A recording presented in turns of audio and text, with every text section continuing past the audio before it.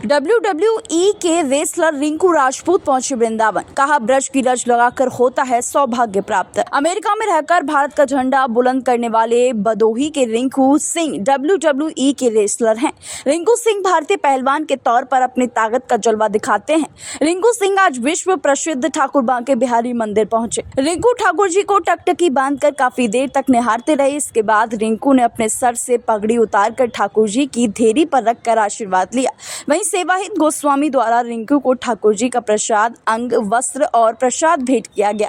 रिंकू की जबरदस्त fan following है। भारत के होने की वजह से युवा उनके जबरदस्त फैन हैं, जिसके चलते मंदिर में ही उनके साथ सेल्फी लेने की होड़ सी लग गई। रिंकू ने विदेश में बड़े बड़े पहलवानों को टक्कर दी है। द ग्रेट खली के बाद रिंकू सिंह भारतीय पहलवान के तौर पर वर्ल्ड रेसलिंग में एक अलग ऊंचाई हासिल करने वाले भारतीय पहलवान हैं। माथे पर त्रिकुंड और भारतीय वेशभूषा के साथ रिंकू वर्ल्ड रेसलिंग के रिंग में एंट्री मारते हैं।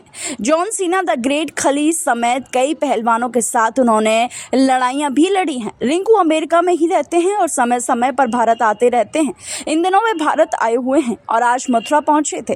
वृंदावन पहुंचकर उन्होंने श्री बांके बिहारी के दर्शन किए। इसके बाद उन्होंने पत्रकारों से बातचीत की।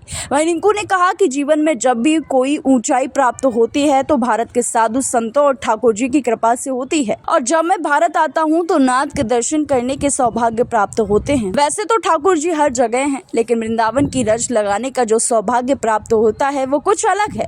जब से प्रेमानंद जी महाराज आए हैं तब से युवा संत मार्ग की ओर चल पड़े हैं और मैं भी उस ओर चल रहा हूँ। सब नाथ की कृपा है। जीवन में जब भी ऊंचाई प्राप्त होती है तो भारत के साधु संतों और ठाकुर जी की कृपा से ही ऊंचाई प्राप्त होती है। बहुत सौभाग्य है। भारत भूमि पर जब आता है तो नाथ का दर्शन करने का सौभाग्य प्राप्त है। कितना आनंद महसूस हुआ ठाकुर जी के दर्शन करके? जैसे अब विदेश में तो थोड़ा दूर ही रहते हैं, हालांकि ठाकुर जी तो हर जगह है, लेकिन वृंदावन की रज लगाने का सौभाग्य जो प्राप्त होता है वो कुछ अलग है। अगर युवाओं की बात करें तो आजकल के युवा अपने फोकस पर ध्यान नहीं दे रहे हैं, जबकि गंदी आदतों को पकड़ रहे हैं। उनके लिए क्या संदेश आप देंगे?